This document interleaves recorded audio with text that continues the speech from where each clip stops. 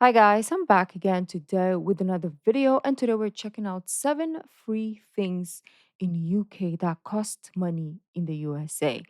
Okay, I'm intrigued. One thing that I maybe can think about is healthcare, but I don't think it's gonna be part of this because it's not necessarily free.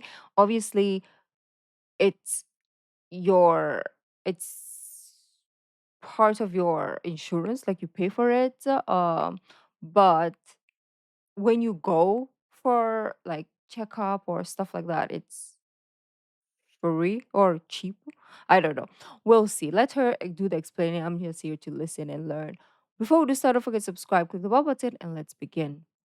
For the supposed land of the free, there's a lot in the US that isn't free. And maybe Mm. that makes sense for a capitalist society, but then I started thinking about my new home, the UK, and I was like, wait, how can the UK make these things free, but the US can't? In fact, I think the only thing I could think of that's free in the US that's not in the UK is refills. In this video, we're talking about Oh. 6 things that are free in the UK that aren't free in the USA, and funnily enough, I think this topic will blow the minds of more Americans than it does Brits.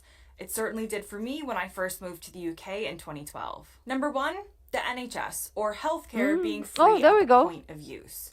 Perhaps the most iconic example of a public service that is free in the UK but not in the USA is the National Health Service. Established in 1948, the NHS was founded on the principle that healthcare should be free at the point of delivery and funded instead by general taxation. This means that UK residents can visit general practitioners, access hospital care, undergo surgery, receive maternity services, and so much more without ever receiving a bill. I used to work in a setting in the UK that required helping out university students, and I vividly remember an incident where one of them, an American, was having a medical crisis. We immediately went to call for an ambulance, and this person panicked and asked us not to. The reason? They were worried that they couldn't afford it on a student income. While continuing to dial 999, we had to remind them that life is different in the UK and that they wouldn't be charged for an ambulance coming out to attend to their life-threatening situation. Because, in stark contrast, the American healthcare system is primarily private. According to the Kaiser Family Foundation, as of 2023, over 27 million Americans were uninsured and millions more were underinsured. The average annual premium for employer-sponsored family coverage in the US was around $23,000 in 2023. Even these insured individuals typically face co-pays, deductibles, and surprise bills. You can call the ambulance, but you're probably going to have to pay a bill for it. So while you can't breathe, you have to decide, is this really necessary, or should I try and tough it out? And as I've said before in this channel, and the comments will come, I know, the NHS is not actually free because it is paid for by taxation, but it's a much different way of funding the service, and it is free at point of use. As long as you're a citizen or legal resident in the UK with access to public funds, they're not going to look up your tax records before they give you the surgery. And medical Mm. bankruptcy is virtually unheard of in the UK, but it's a common issue in the US. A 2019 study published in the American Journal of Public Health found that 66% of US bankruptcies were tied to medical issues, including bills and time lost from work. Now, the next thing on my list is free university tuition in Scotland for Scottish students. In Scotland, university education is free for Scottish students who attend public universities in Scotland. The Scottish Government covers tuition costs through the Student Awards Agency for Scotland, also known as SAAS. So, in an academic year, eligible students paid £0 in tuition fees. Now, this does differ within the UK, so this is in sharp contrast to England, where tuition fees can reach around £9,000 per year, but comparing it to the USA, college tuition is often extortionate across the pond. According to the College Board, the average annual tuition in the US for public 4-year in-state universities was $10,940, and that is cheap. For private institutions, it exceeded Wow. $39,400.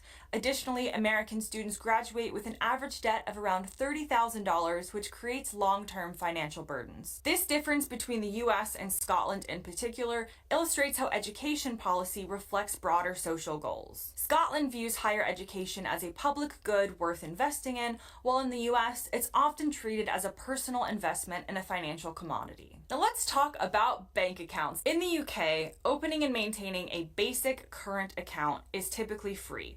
Major UK banks such as Barclays, Lloyds, and HSBC offer accounts with no monthly maintenance fees. You can set up direct debits, use debit cards, and access ATMs across the country at no cost. And this is very common and they're easy to find. These aren't some hidden deal that you have to find when they come around. In contrast, many American banks charge monthly service fees on checking accounts unless the customer maintains a minimum balance or sets up direct deposits. So there's all kinds of requirements that you have to fulfill. According to Bankrate's 2023 study on the topic, the average monthly maintenance fee for a non-interest bearing account in the US was $5.14, which amounts to around $60 annually. Overdraft fees in the US also remain steep, with the average fee around $30 per transaction. While some US banks have started offering no-fee accounts, the industry-wide practice of charging for basic banking services is still very common. In this respect, the UK banking system appears to prioritize accessibility and financial inclusion more consistently. Next up is free prescriptions in Scotland, Wales, and Northern Ireland. Prescription charges are another area where some UK residents enjoy a benefit that Americans do not.